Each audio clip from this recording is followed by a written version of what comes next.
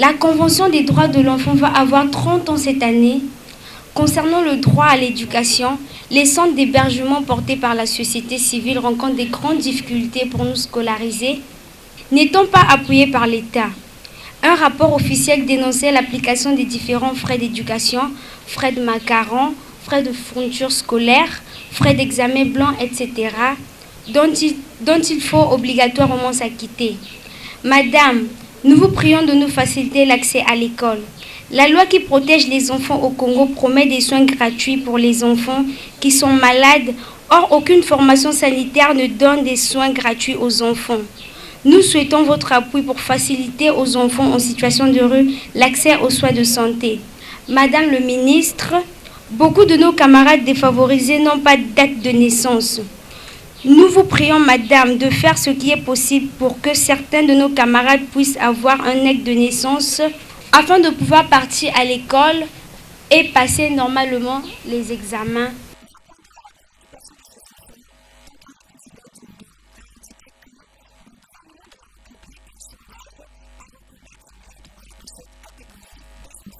Normalement, à cet âge-là, la scolarité est gratuite.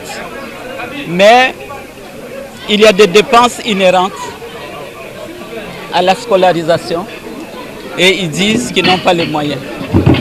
Donc ils sont venus me voir pour que je continue le plaidoyer, parce que le plaidoyer, il est déjà fait. Il y a une loi qui protège les droits des enfants. Il y a des décrets d'application qui sont en cours d'adoption. Donc ils sont venus me voir pour qu'on accélère l'adoption de ces décrets.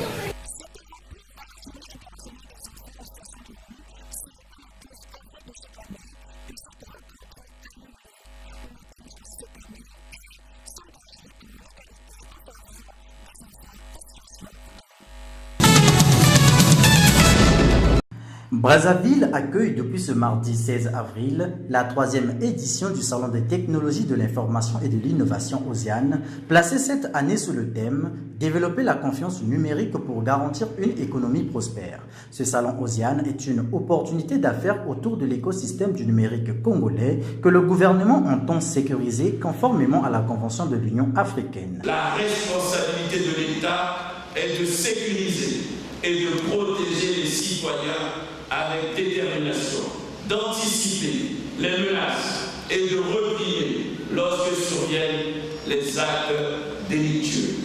Nous devons tout faire pour que le cyberespace soit avant tout un lieu où l'exercice des libertés fondamentales et la protection de la vie privée sont garantis. MTN Congo, sponsor officiel de cette 3e édition, a érigé un stand pour faire profiter aux participants de son nouveau service appelé MTN Telenanga.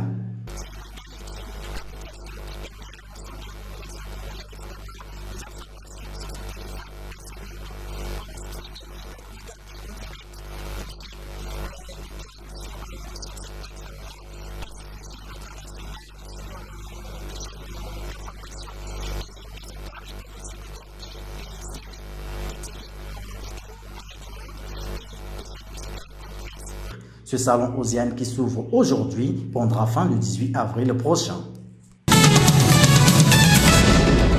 Le chikungunya, voilà une épidémie qui sévit actuellement dans les localités du sud du Congo, sans pourtant épargner Brazzaville, la capitale. De nombreux cas sont enregistrés dans les centres de santé. Cette maladie que certains Congolais ont appelée autrefois Pango est causée par un virus dénommé Aedes et se transmet à l'homme par la piqûre d'un moustique en activité le matin, au lever du soleil et à la fin de la journée. Dans les maisons, cette bête sévit lorsqu'il y a éclairage, à en croire Jean-Vivien Mambouli. Il s'agit de moustiques qui agissent généralement le matin, au lever du soleil, lorsque vous vous mettez aussi en activité autour de votre maison et en fin de journée. Mais ils ont aussi la particularité de pouvoir agir à l'intérieur des maisons la nuit lorsque l'éclairage les excite et sont capables donc de poursuivre leurs activités de morsure des humains. Une fois atteint, le chikungunya se manifeste entre autres par des douleurs intensives accompagnées des fortes fièvres. Alors ça commence par une forte fièvre, très forte fièvre, donc un très mauvais palu comme on dit chez nous. Et ensuite il y a des douleurs articulaires très caractéristiques. Il ne s'agit pas de simples courbatures, mais vraiment de douleurs, parfois même on pourrait dire atroces, qui font que lorsque on veut solliciter, donc on veut utiliser une articulation, on a tellement mal qu'on essaie d'éviter. D'où la déformation de la démarche et puis l'adoption d'attitudes parfois qui sont inhabituelles. Le traitement de cette maladie est symptomatique selon le directeur général du laboratoire national, Jean-Vivien Mombouli. Le traitement est dit symptomatique, c'est-à-dire que pour l'instant on n'applique pas des antivirus qui peuvent s'attaquer directement au virus, mais des anti-inflammatoires, des anti-antalgiques tels que le paracétamol. Le chikungunya ne dispose aucun vaccin d'après le DG du laboratoire national qui a signalé que depuis que cette épidémie a refait surface au Congo, aucun cas de décès n'a été enregistré. Dans le cas du chikungunya, il s'agit encore d'un virus pour lequel il n'y a pas de vaccin, il n'y a pas de médicament. Fort heureusement, le taux de mortalité est extrêmement faible, pour ne pas dire insignifiant, même si il faut vraiment souligner que dans certains cas de vulnérabilité préexistante, c'est-à-dire que la personne a déjà d'autres problèmes de santé, le chikungunya peut aggraver la situation. Donc il ne tue pas directement, mais c'est pas bon de l'avoir quand on est déjà malade. Pour faire face à cette épidémie, le gouvernement de la République a mis en place plusieurs activités, notamment la sensibilisation et la distribution des produits pharmaceutiques. Oui, il y a déjà des activités qui sont menées au niveau de Pointe-Noire, du Kwilu, maintenant de la Bwenza, qui consistent essentiellement à non seulement donner des médicaments aux personnes qui souffrent, mais aussi à inciter les gens à contrôler les gîtes larvaires et à utiliser les insecticides à l'intérieur de leur maison. Parce qu'effectivement, lorsque une personne est déjà infectée, la probabilité qu'il y ait d'autres cas d'infection au chikungunya est élevée dans la même maison. Donc c'est important de se débarrasser par exemple des pneus usés qui sont en fait des véritables sites de culture de moustiques, de se débarrasser aussi de tout autre support qui peut appuyer en quelque sorte la prolifération des moustiques. À noter qu'à ce jour, 5 départements sont touchés par cette épidémie de chikungunya, à savoir Pointe-Noire, Kwilu, Niari, Bwenza et Brazzaville.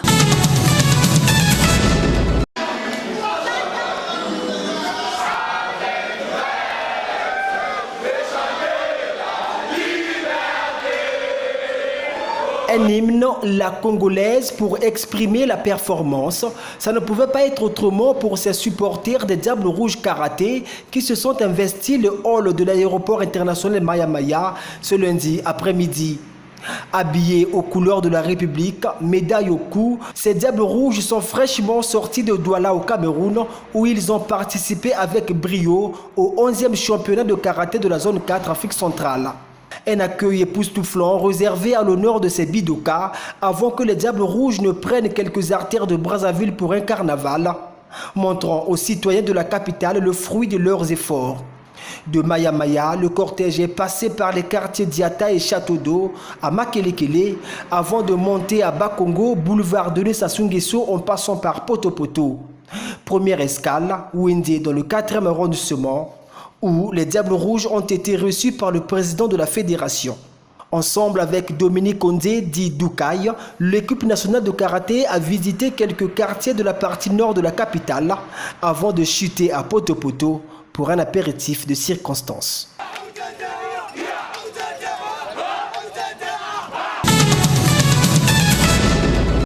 C'est une bonne moisson que les Diables Rouges Karaté ont ramené de Douala au Cameroun. La 11e édition du championnat d'Afrique zone 4 a été un moment de démonstration pour les bidokas congolais, malgré leur nombre réduit dans cette compétition.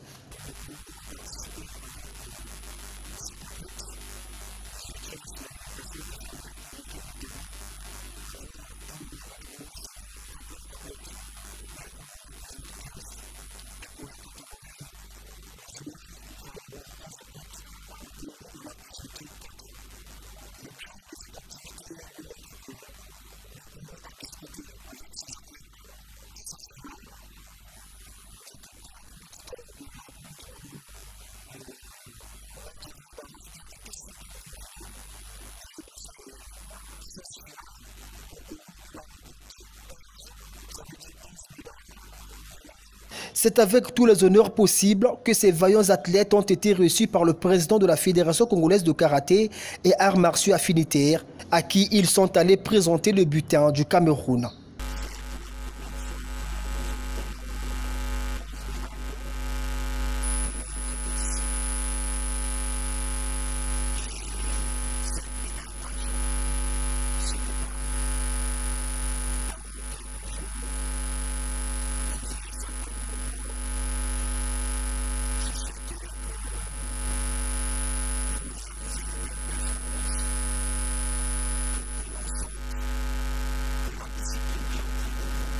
Avec ses 16 médailles, dont 11 en or et 5 en argent, le Congo a été classé deuxième à une longueur du Cameroun, devant le Gabon et le Tchad.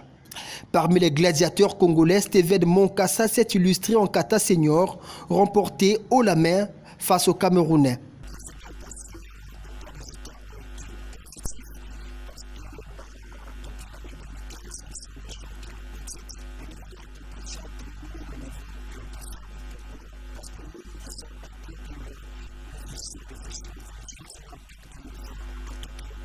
Outre les médailles, le Congo a ramené 2 coupes, parmi lesquelles celle du meilleur athlète, décernée à Innocent Okemba.